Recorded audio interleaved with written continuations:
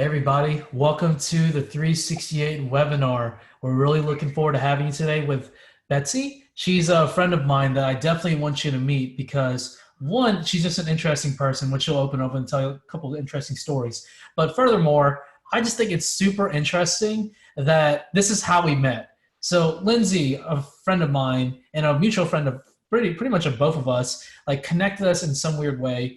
And Betsy like heard that I was some kind of presentation coach, and some of y'all that are on right now might remember the Big Fish presentations days. And she asked, "Hey, can you take a look at my presentation?" And of course, I just want to learn, so I say, "Yeah, I'll take a look at it." And what happened to me was I was blown away. Normally, I just take a look at something, I kind of just skim through it, and like the if you're an expert in some kind of area, me, I think in presentations, I think to myself, oh, this is easy. Check, check, check, check, check.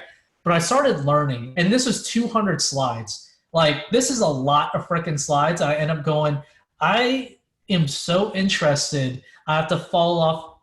I have to basically read every single slide. And I felt so bad because she basically just gave me a treasure trove of really good slides that can update my LinkedIn game. Because whenever I see a LinkedIn expert, quote unquote, I think I roll my eyes. I'm like, oh my God, like this is the last thing I want to see. But once I went through her slides, I'm like, okay, she's real. Mad respect. So I took what she had in there. I created this like page like list. And I reached back to her. I said, can we do a call? And like, Betsy, do you remember when I told you like I read every slide? You were like, you did what? I could not believe it. And I walked through it. I said, look, there's a couple things I'm going to go try. Like, I'm going to start using like 2 or 3 hashtags now. I'm going to tag one person, but I'm also going to use long form content. And within 2 freaking weeks, I kid you not, like 4 of my posts actually was trending in the hashtags like marketing, which is really hard, advertising, and also culture and leadership actually. And that was when I realized like, okay, I can either just don't share Betsy with anybody and just say like, give me all your really smart information. Or we can do and continue our leadership series for 368 webinars and say, hey world, you should definitely listen to what Betsy has to say. And I basically chose the latter because for one thing, we have a strong belief at 368 is that uncommon thinking and uncommon leadership. That's basically when the times are hard, you really step up. And LinkedIn has been a great platform where leaders have stepped up. So as you're making your way in here, get comfortable, sit down. There will be interactions that we're going to request everyone to take part of because this is not a webinar really, it's a workshop. You're going to learn stuff here. And as you know from 368 workshops, there's no takeaways really. There's only to-dos. And I know I had to talk with Betsy over and over and over about that. She's like, I hate you, Kenny. But like, she got some really good to-dos here and a to-do at the end that once you get it, this content matrix that she showed me, because I kept telling her like, are there any frameworks that people can take away from here that people can use? And she's like, I do have one. And when she showed it to me, I was like, holy crap. I got to get my hands on that one. That one was super interesting. And so before we begin, we'll start in about 2 minutes. Major shout out to Personas.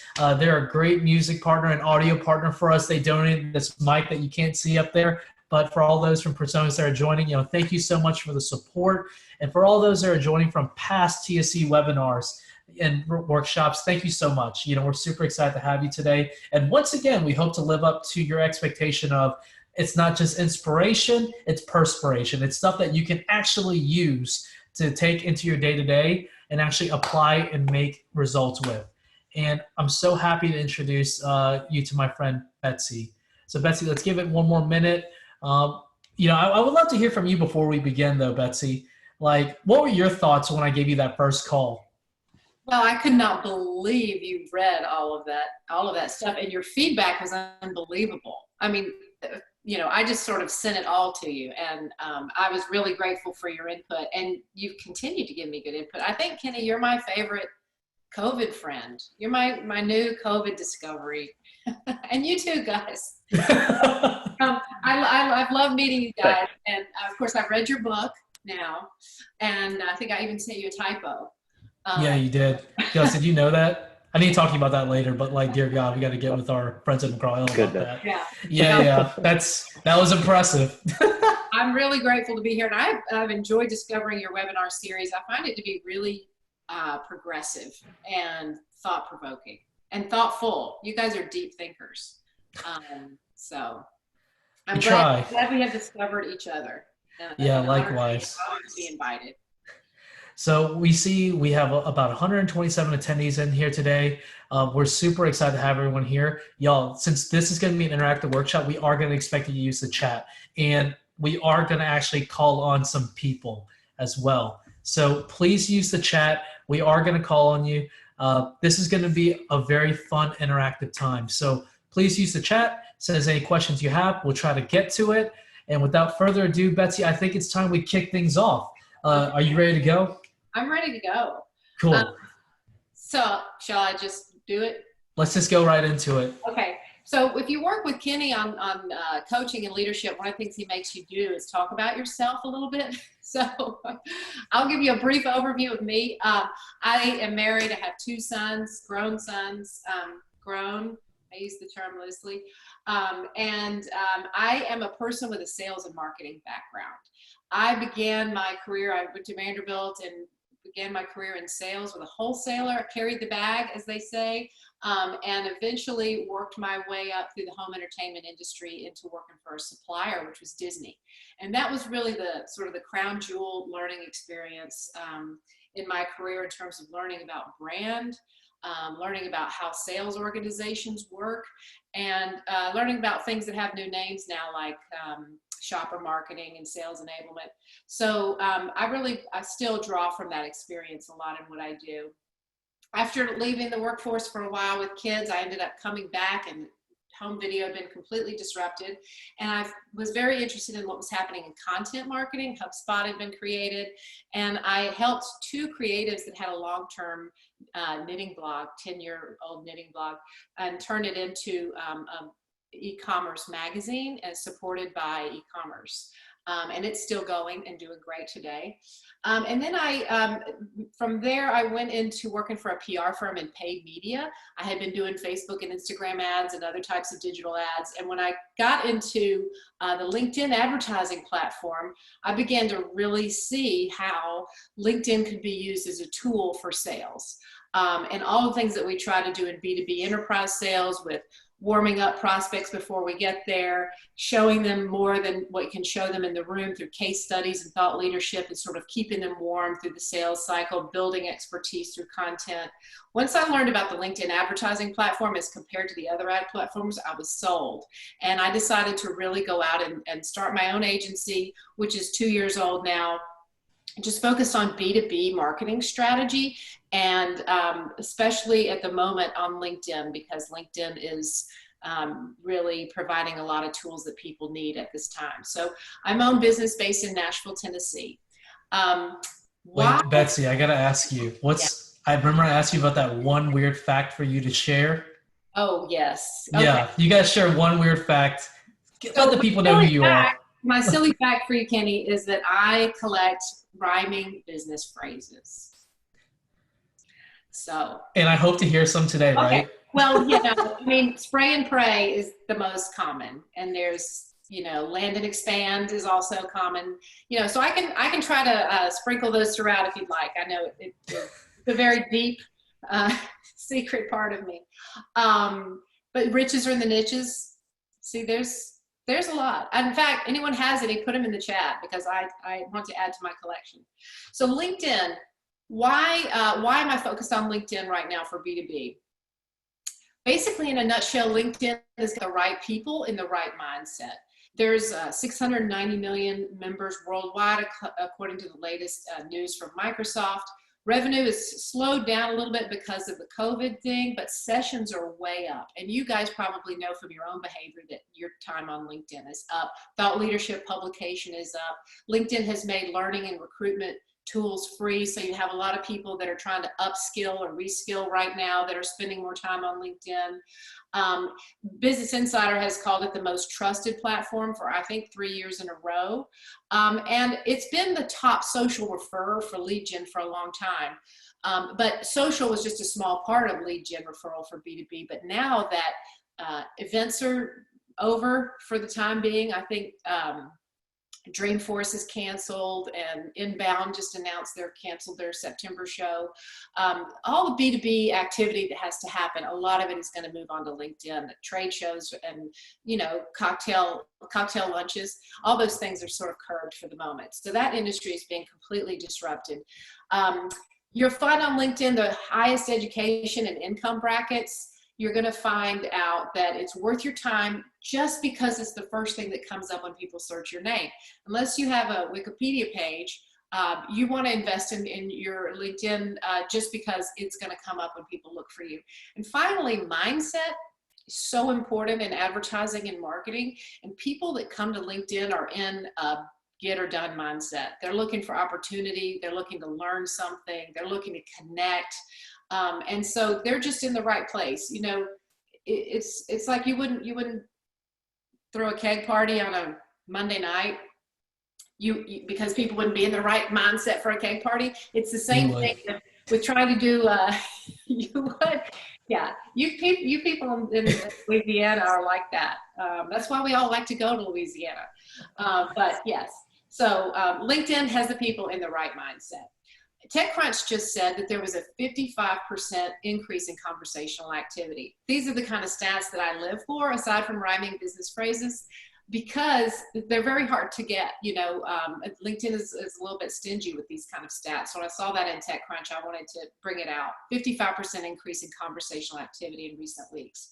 So I know what you're saying to yourself, Betsy, good for you, good for LinkedIn. They have all of these stats, but it's not my favorite place to hang out.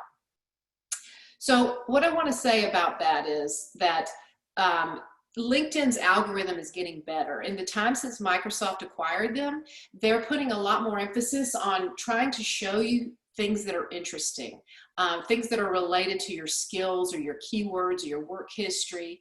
And there's a lot more you can do with the settings and notifications so that you're not experiencing all of the work anniversaries and things like that aren't interesting to you. There's a lot more control over settings and notifications. There's a deeper editorial emphasis on LinkedIn now with, you know, an increased kind of focus of making it a source for news. And then there's some really great new features that are coming out. There's stories being tested in Brazil. And last week, the events tool integrated with live. So I don't have too much about live in this presentation because many of us don't have live yet, and you have to apply, and there's a process, and it's kind of a high bar. I mean, you have to show a history of doing video content organically on your page. So that's a little bit of a stretch for a lot of us. But another new feature that is going to make people like LinkedIn a little better is polls, perhaps. People seem to like polls. So even though it's your least favorite platform, perhaps it's a good idea to take another look in the state of the current situation. So a to-do, Kenny, this is for you. Everyone needs to update their settings and follow industry doers. Because if your LinkedIn feed is a horrible place to be, that's really on you. You need to go and follow fresh perspectives, unfollow all the people that bore you, turn your notifications to the way you like them, and then intentionally seek out people in your industry that are actively doing jobs that you're interested in, and go and follow that. So that's a to-do item to take away from today. Can I hop on that too, Betsy? Is that, you know, for those of y'all, and I know there are people on here that have explicitly told me that LinkedIn is not their favorite platform. And usually, like, my response is like, you're either not following the right people, or those people that you're following are probably blowing you up all the time in your direct messages. It's trying to sell you something. Yes. And it's really like, you got to curate your foundation.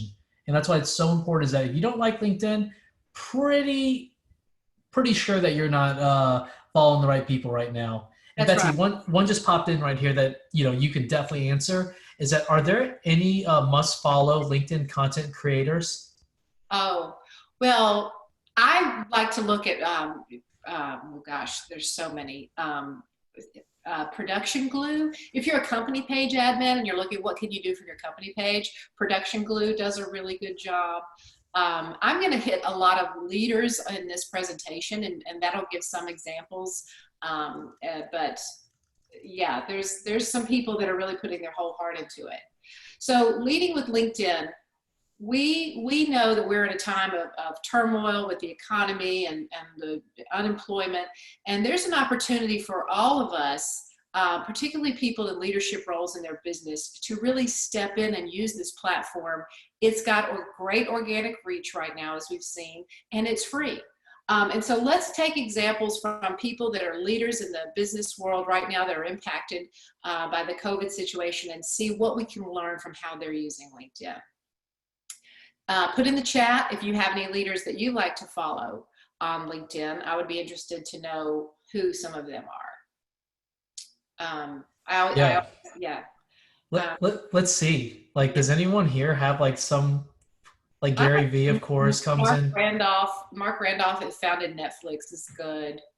I like his content. I wonder if my friend Holland here is over at Delta. I mean, you know, I'd say like Ed Bashan, you know, he's a rock star from Delta Airlines. Totally. Like that dude's been very transparent. Lindsay Slavey. Yeah, I agree. Everyone would say Lindsay, right? Right. I don't think Lindsay's actually on here. Yeah, she is on here. Look at that. Shout out. Shout out to Lindsay. So Ogilvy came out with a white paper recently for leaders talking about what you should, you know, how you should lead during COVID. And one of the things inside that white paper was how do leaders get the word out in the highest impact with the ease and flexibility of platforms. And LinkedIn was ranked really highly there by Ogilvy. So let's look at how leaders are reaching people on LinkedIn today. I looked at the top 50 CEOs. I actually looked at a lot more than that. I follow a lot of CMOs too, so I can get more of a gender balance. But looking at the top 50 CEOs on LinkedIn, I saw that 20 of them had no profile at all. 13 are not active. 9 have really stepped up and sort of embraced and realized the power of LinkedIn during this crisis. 6 I give just wholehearted thumbs up to for trying different formats, speaking authentically with their own voice. And then there's 2 which I would encourage to reconsider their LinkedIn strategy. We'll get to those here in a second. Posting formats. This is a caveat I want to say. Hacks aren't facts, and what I mean by that is obviously the best thing that you can do to have your posts get the greatest reach on LinkedIn is to produce valuable content that is for a niche audience that is empathetic and uses creativity, and to be consistently there and to comment and engage in the platform. That's the best thing that you can do.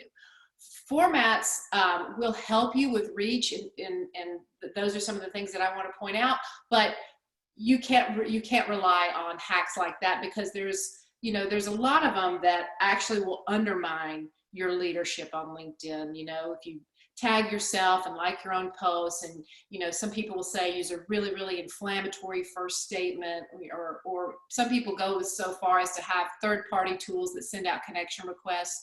Those kind of things actually undermine your purpose, I believe, on LinkedIn. While they may make that post go further in the short term, in the long term, you're hurting yourself, and you can even get blocked for some of these behaviors. So that's one caveat. Another caveat is that I don't work for LinkedIn, and so these are all things that I've sort of absorbed from my own work and my own research.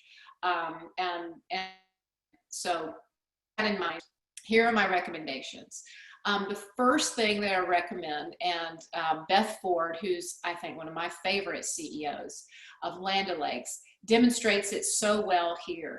Comments are going to give the best lift to reach of a post. So it's better than liking a post. It's better than sharing a post. If you really want to help someone's post go far, or if you really want your own post to go farther, then you need comments. And you actually need what LinkedIn calls conversational depth, which is not only comments, but replies to comments. And so you want to think about creating copy that encourages people to participate and give their opinions.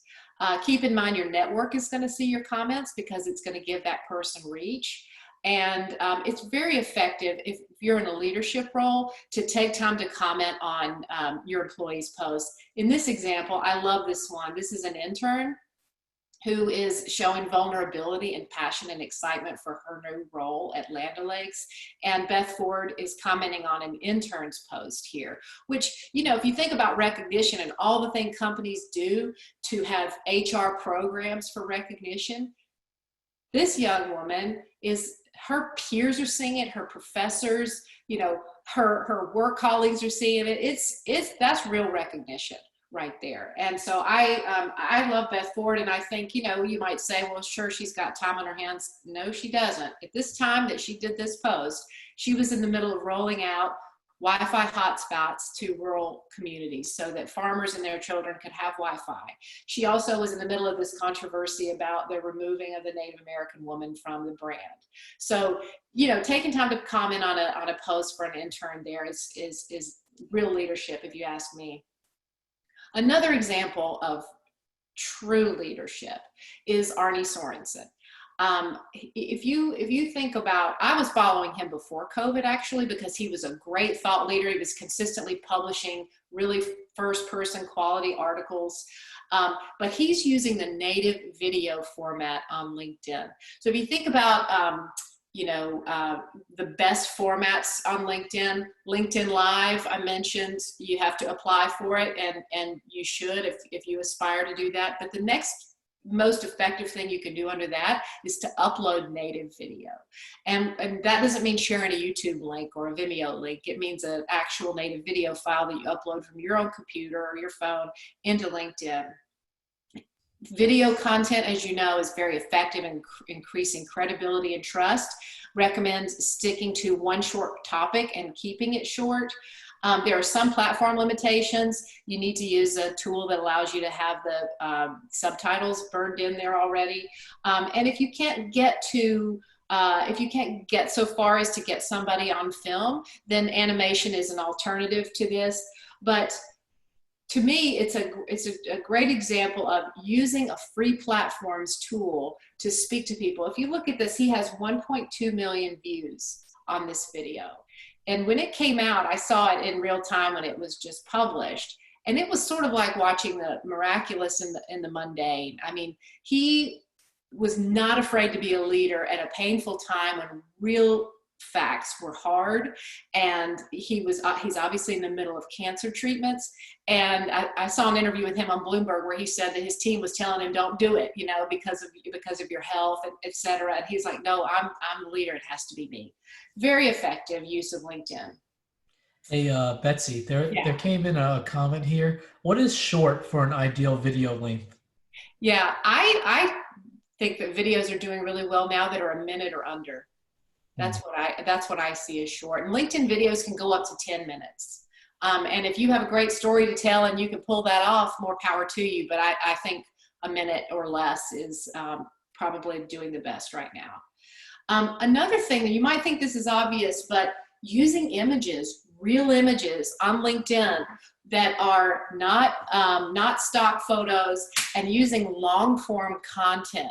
So if you have something that you might typically say on a blog, you might try just using that content. You can go up to 1,300 characters on LinkedIn as an individual and up to 700 as a company page.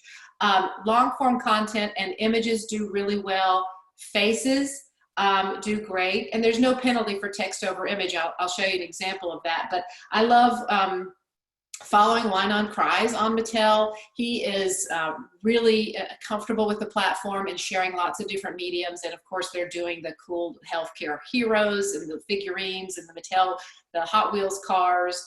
And so there's just a lot of good leadership coming from him at this time during this crisis. This is an example. Of course, Andrew Cuomo is on LinkedIn almost every day, and he's doing text over images. And I think sometimes people forget how quick and easy it is to do text over images. It really stands out.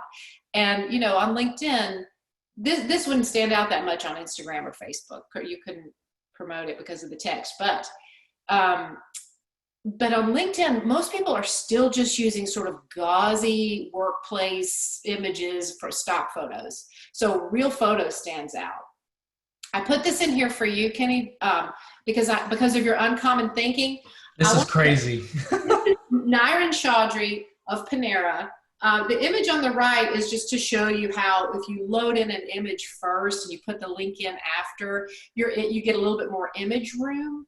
And if you just share a link, then the image is just a thumbnail size, and you may not even have the image that you want there. If you shared an article, it could be, the article that was scraped could be PR Newswire or some other image. So if you take the image that you want and load it in first, and then go back and put the link in, you get a longer space for your image. And of course, Panera is in a great position with helping people. They were already doing, delivery and omni-channel things.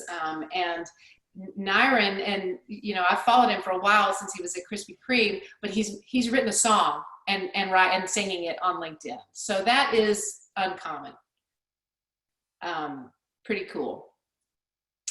Another thing that people underutilize on LinkedIn are image collages. This is an example from Adidas because I couldn't find an individual that was in this category doing it. But how simple and cheap is it to create image with words on them? And they can be user-generated content, testimonials, insights from your industry, predictions, trends, things like that. Super cheap and easy, and really stands out and generates curiosity. Of course, if you enter more than 5, then you're going to get that little plus sign at the bottom, and people clicking on that is going to count as engagement. So it's going to get a good lift.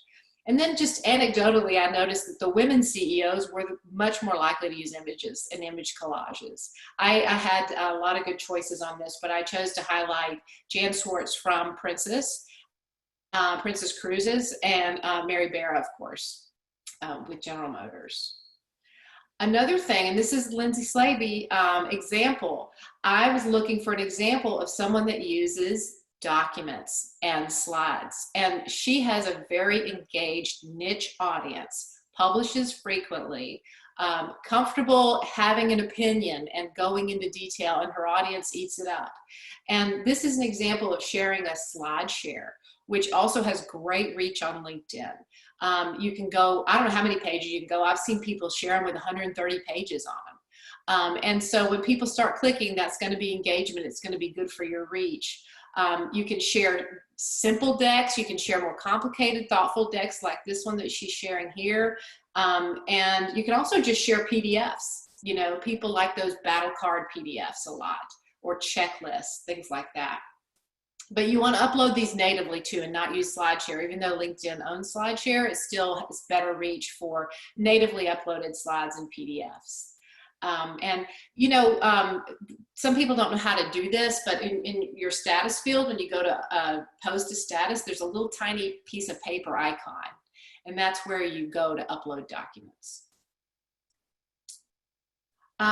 Okay. Rodney McMullen from Kroger has really just blossomed into LinkedIn since the crisis in publishing a lot of articles, and he's doing more than that too, but his articles are really on the money for right now. And you might not realize that you can only do articles from individual profiles. If you're a company page and your CEO does articles, you can share a link to their article, which is a great idea for another distribution method for the article. But only individuals can publish thought leadership here on LinkedIn. Ideally, between 2,000 and 3,000 words is the ones that I'm reading are kind of like doing the best. And you want to make sure that you break these things up. What was that acronym, Kenny? You taught me the cool people. Yeah. Oh yeah, TLDR, like too long didn't read. Yeah, you don't want people to TLDR your thought leadership. So with LinkedIn's publication tools there, you can add bullets and images, and you want to take advantage of headers and things like that to break up the text. Share it in other ways. Don't be afraid to publish things here and on your website and on Medium or Forbes, other places. You can just publish it here. I think it's Ed Bastian that just publishes his employee newsletter. What is it? Keep Climbing, I think, publishes it here in addition to there. Why wouldn't you? Take all the real estate you can. And so it's not going to hurt your SEO if you publish things here. You might publish it on your website first and give it a little time to index, and then you can just say as originally seen on and link to the original source. You can link to it on Forbes. You can change the headline up a little bit if you want to get two hits for that. So a lot of things go into publishing thought leadership. LinkedIn articles shouldn't be overlooked. Go ahead and publish them here too.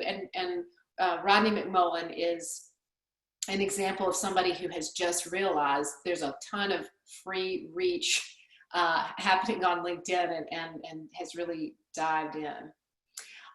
Speaking about thought leadership articles, I wanted to show the power of illustration. B2B companies often sort of shortchange creativity and go to the stock photo.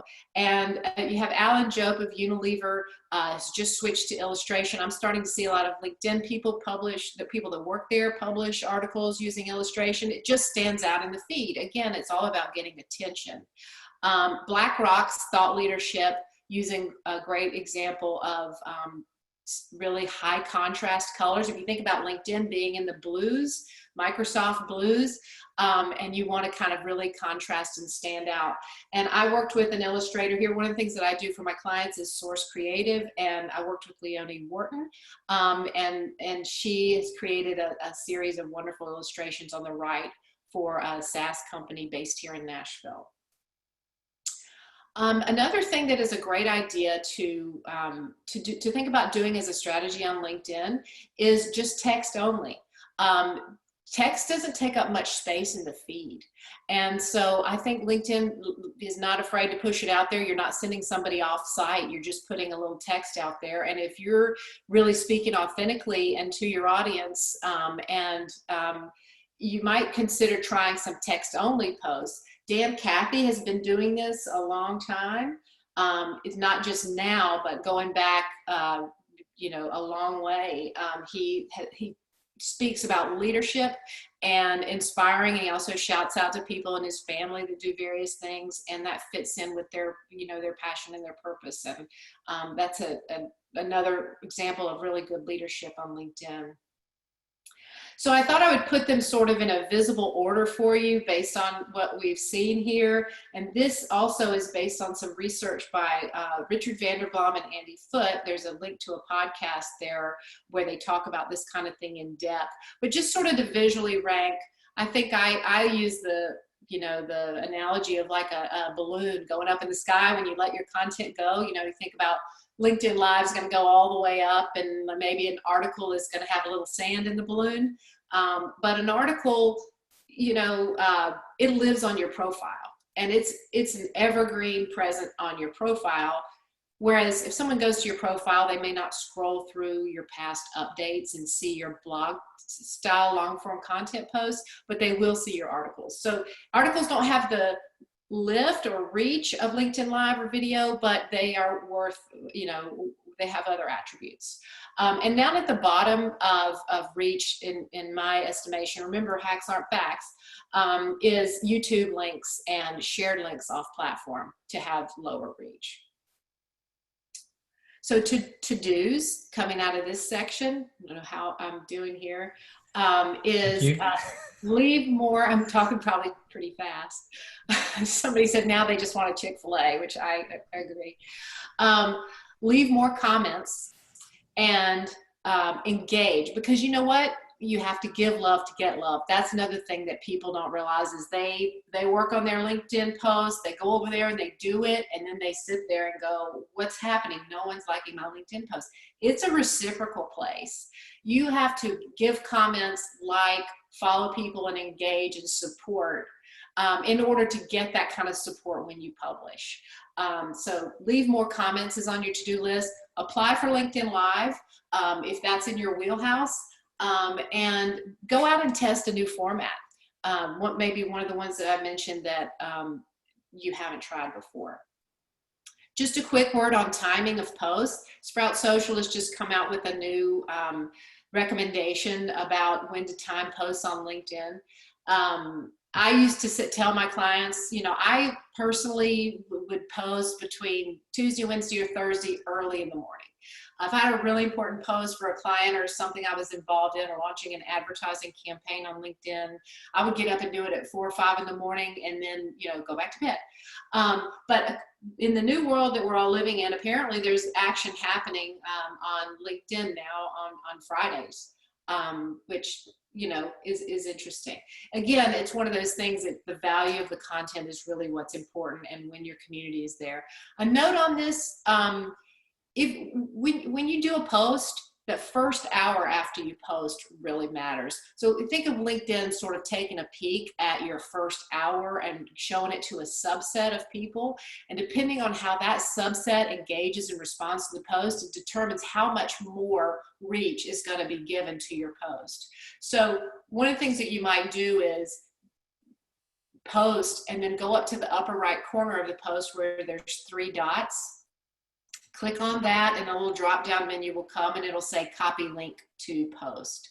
You can copy that link, and then you can send it to a couple of colleagues. You can send it to people that are friends of yours or coworkers, etc., and say, I just did this post on LinkedIn. I'd appreciate it if you took a look at it. I wouldn't do that all the time, and there is a mechanism now with company page admins where we can notify employees of posts, but they have wisely limited it. You can't do it every single time you post.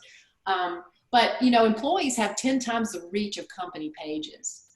This is one of the reasons why I focus so much on helping sales teams and helping executives, because company pages on LinkedIn don't have that great of reach compared to people's reach. They have better than Facebook company pages, which is just absolutely minuscule.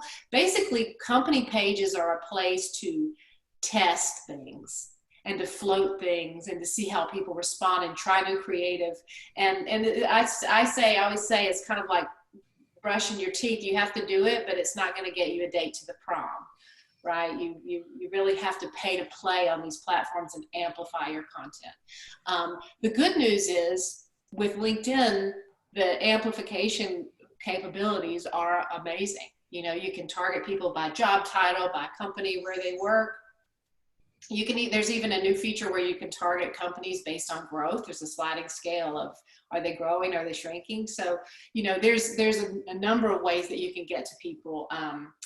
In that case, the time that you post will not matter, because the post will just be sort of sitting there in their feed, in your prospect's feed, whenever they next log on. So timing is really only important if you're talking about an organic post. Hope that makes sense. Betsy, I want to add into that as well. One of the things that you taught me is the importance of adding all your coworkers on LinkedIn. So whenever it does pop up, you want to share right away, which was something we just started doing, and we've instantly like that saw different like outreach engagement levels like rise up. I just want to make sure like everyone knows to add your people on LinkedIn is so important. Right. There's kind of like low-hanging fruit. You know, you also want to add people that you're connected with by email, and you can integrate that. So what to post? So there's no way in a webinar with, I don't know, 250 people that we can talk about what specifically you should post. So let's start with, we're going to talk about strategy, but first I want to show Ed Bastian, because I know he's your favorite, Kenny. If all else fails, I know people, you know, they worry about corporate governance and having things approved by HR before they post and all these things. There is nothing wrong with posting an inspirational, great photo if you're a leader in a company with a few words, a few encouraging words to fortify and uplift. Anyone can do that. It takes 5 minutes. And so when you think about what to post, just think about, you know, fortify and uplift. That's what we all need right now. So what to post, the answer really lies in your own platform-specific strategy. But I think that's where most of people need to start. And what I find with most of my clients is they have a strategy. A lot of times they have a written strategy, but it's just the same for every social media platform. And they just look at the social media platforms as a way to just distribute the same exact thing. So what you want is a LinkedIn specific strategy for key individuals and for your company page. And you want to make sure that your strategy fits this platform and fits the specifications of the graphic assets and the creative assets that you need for this platform. And you want to make sure that your strategy is dynamic and responsive to what's going on in the world. That you don't just set a strategy for LinkedIn and post and post and ghost. You see, there's another rhyming phrase for you, Kenny. So you want to be dynamic, and you want to also make sure that you, even with a company page, that you respond. So a strategy needs to happen. Given that it varies greatly, results may vary, this is some of the best for performing content that I've seen. Real stories from real experience, trends or predictions in your niche, frameworks that others can use, curated industry-specific news with commentary. Again, that's sharing a link, but using your 1,300 characters to add your own point of view on the article is what's going to make you a thought leader on it. Q&As are doing really great right now on LinkedIn Live. In the form of PDFs, I recommend checklists and battle cards. And just for text-based questions or any one of these formats, when you think about what to post, think about answering questions that you get often. Check your email box, check your Slack channel, and just think about questions that people are asking right now. And those are good sources of posts. And then original data that your company is built and responsible for. People love that, and you pull insights from that data and use that in your content. So when I work with companies to get through the strategy phase, one of the tools that I use that I wanted to share with your people here today is I have a kind of like an idea generator matrix, which down the rows are all the different ways you can post on LinkedIn. And then across the columns are some options, right? And you see down at the bottom, doing paid amplification on LinkedIn. When I do that, I recommend that we don't pay to amplify anything that goes to other people's websites, with rare exceptions, unless it's some, really amazing piece of earned press that no one saw when it was released, and you want to amplify that. But for the most part, you want to amplify things that bring people back to your website, where you can then, build a remarketing pool. And begin to retarget them with deeper level content that's further down the funnel. So this is a matrix that I use to sort of get the conversation going with clients, where we can make a 60-day plan on LinkedIn based on their strategy. So now I'm going to go into a different era. When I was, in my 20s, early 30s, moving around from apartments and decorating houses and doing all kind of crazy wallpapers and things like that, my mother would come to visit me, and I would show it to her, and she would say, well, you can always paint over it. And that is sort of a phrase that in my family we use now when we think, well, maybe not. So I have two examples of CEOs that I might say you can always paint over it to about their LinkedIn strategy. Okay. The first one is Doug McMillon at Walmart. So it's a very admirable strategy to uplift employees always and recognize employees. He uses the LinkedIn channel almost exclusively to highlight employees, frontline employees. And I just think there are probably better ways that he could use this channel as a retail leader to not only reach them, but to also reach more of us, right? He's the head of the one of the biggest companies in the world, and we're in a huge state of retail change even before COVID, with everything moving from bricks and mortar to e-com, and you have China and labor. And I just think that he's missing an opportunity with only posting about store visit. It feels like he's handed his LinkedIn password to an HR person, and they're just saying, so-and-so's 20th anniversary. I worked at Walmart in high school. I think we all did, didn't we?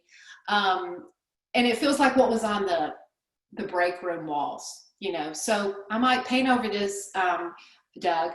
And then my other one is Tony Hsieh at Zappos. And this is just... Yeah, this one right here. It's all over the place. When she told me about Tony Hsieh, I'm like, most people here probably know Tony Hsieh from being the CEO of Zappos, the book Delivering Happiness. This is a bizarro world, though. Like, I remember when you showed me this, Betsy, I was like, what in the curse word here is going on? Because, yeah, I mean, move over unicorns. llamas rule the toy business now. Right. I like how he asked me if we're gaining some quarantine LBs. I'm like, Tony, Yeah, how like did you know? who is doing Stay out of my this? business. Yeah. But do you So think he's doing this because it's causing us to talk about him? That's something that like came across my mind, or they have some random person that just posts because this is just such an interesting. I don't even call it a strategy, but you right, know, right. Well, it does make for an interesting example. Yeah. So no clear strategy there. They're really all over the place, and so that's another one that you might paint over, as my mom says. So let's see, tags and hashtags. Briefly, I'll hit these two, and then we'll be about done here. Hashtags. What LinkedIn says publicly about hashtags is to test a mix of large and niche hashtags. So if you're posting about marketing, instead of posting hashtag marketing, you might look at hashtag influencer marketing or brand marketing or experiential marketing, and then you might even go another level deeper than that and just sort of test. But actually limiting it to 3 is a LinkedIn recommendation. I feel super smart when I follow conference hashtags. So I go over to Twitter and find out what the conference hashtag is, and then follow it on LinkedIn. And usually there's only like 10 or 20 of us. And I meet new people that way and really talk about what's happening and also kind of feel like I'm there. I often will post conferences when there were conferences, post them and their dates around my walls, and then just remember to go check in on that hashtag and see what's happening there. And of course, I check it on Twitter too. And then a custom hashtag. So I have a custom hashtag for my business, which is Hindman Co., which I think I have 1 follower, which is me. But I use it to find my old posts and sort of group them together. You might be surprised to know that you can't necessarily rely on being able to just chronologically go back and pull up all your old posts. If you put a custom hashtag on there, then you can. It's another opportunity for branding too. And then I sort of think in my crystal ball that hashtags are on the rise for LinkedIn, and that they're really going to be competing with groups soon. And that maybe even hashtags and their followers are going to be able to have some of the features that groups have. I don't know, but I think they're on the kind of on the climb of importance in LinkedIn. And so I do use them, I do pay attention to them, and I make sure that I'm following the ones that my prospects are following, because I think LinkedIn uses it as a signal. If I'm connected to, let's say, a CEO who's a prospect for me, and I look at his posts and I see he's using uncommon thinking or, something like that, I might use that hashtag just to send a signal to LinkedIn to put us together and to maybe show him my content. could you repeat that, Betsy? I think that was so important that people need to like really hear what you just said. So LinkedIn uses hashtags as another signal. They look at skills, for example. If you and I both list, Salesforce as a skill, for example, and we're connected, and they have a choice every time either one of us posts of how to pull in that subset of who they're going to show that post to. If you have a skill that's Salesforce and I have a skill that's Salesforce, they're going to show us each other's posts more often. Hashtags are another signal like that to LinkedIn. So you might, you can do research on Hashtagify and places like that and find out what the common ones are in your industry. Like in the ad industry, you might use Agency Life or Ad Life or something like that, and go over to Hashtagify and figure out what those are. But then look at your prospects and see what hashtags they're using, and pepper those into your work. And I think what will happen is that LinkedIn will see you as having common interests and begin to sort of show your posts to each other. We got a question for you from Drew Riley. What's up, man? Is it important to use the hashtags on other platforms for branding purposes, or is there a reason to use different hashtags on different platforms? Um, a reason to use different hashtags on different platforms. I think, like if you look at Instagram, on Instagram, you're going to use like 30 or 40 hashtags, and a lot of them are sort of made up and whimsical and more fun. And I think on Twitter, they might be different level of snark, you know.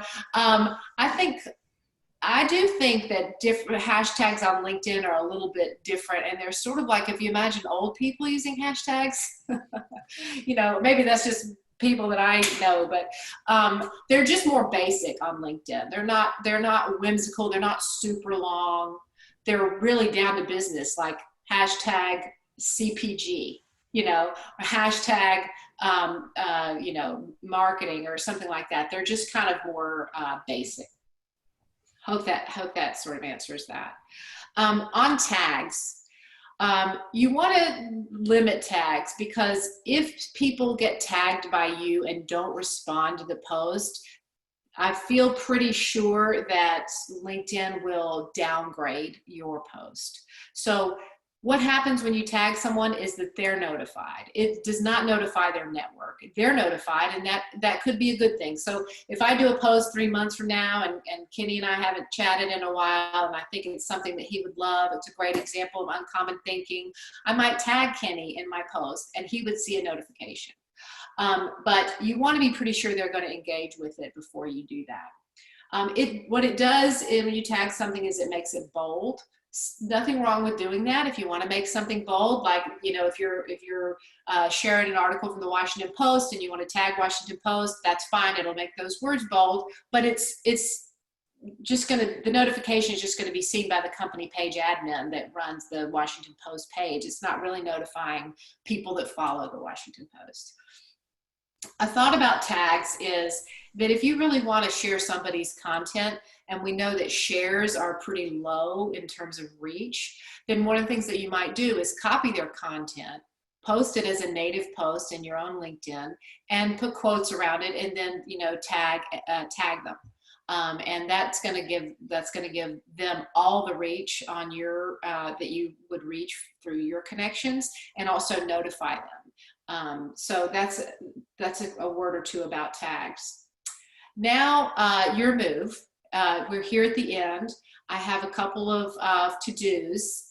The first one is, when you publish your LinkedIn post, using a new format within 72 hours. So I challenge all of you to step into your leadership life, step into your role. We need you, right? We all need to bring our voices out and not let, you know, fear of perfectionism or people that don't like us and might say something negative interfere with our ability to go out and lead and say what we know to be true and seek answers. So get out there, be a leader, use LinkedIn, and then if you email me when your post is up, I'll go over and I'll send you the content matrix worksheet if you want that. That's I'll send it to you in a Google Sheet so you can use it, manipulate it, and change it however you want. And I'm happy to do that. This is how you get in touch with me. You could follow my LinkedIn page if you want to. I try to post on my LinkedIn, I try to post things about LinkedIn that people can use, whether it's about the paid advertising side, which I do, or the work with sales teams and executives. I also do training on Sales Navigator. So follow me on LinkedIn, and there's my email and my company website. Ooh, thank you, Betsy. You know, I'm gonna call you out on this one. What's a rhyme that we can close off with? Let's give people you know, it's only 11:53. Let's end a little bit early so people can go back to what they were doing. Let's close it off with a rhyme that people can remember us for. I think I already used "Don't Post and Ghost." Yeah. So I'm going to go with your net worth is in your network. Oh yeah, preach to that. That's so true. Yeah. And y'all, thanks for everyone tuning in here. You know, we greatly appreciate it. We'll be sending out a follow-up email where I'll CC Betsy as well. Don't forget the to-dos, because you don't want to miss that content matrix. And furthermore, when we do reach out, you know, stay tuned, because in the future you might hear about another webinar or workshop that we'll be doing. It seems like, Betsy, like a lot of people really enjoyed this. We had a pretty good engagement rate. It seems like a lot of people learned something. If you didn't get a chance to ask a question, you know, please go follow up with Betsy. You saw her email in the comments earlier. And let's go ahead and give people back extra 6 minutes and then a little bit early. For having me. I really enjoyed it, you guys. Yeah. 68. And thank you, Betsy. We'll see y'all soon. Thank y'all so much for tuning in.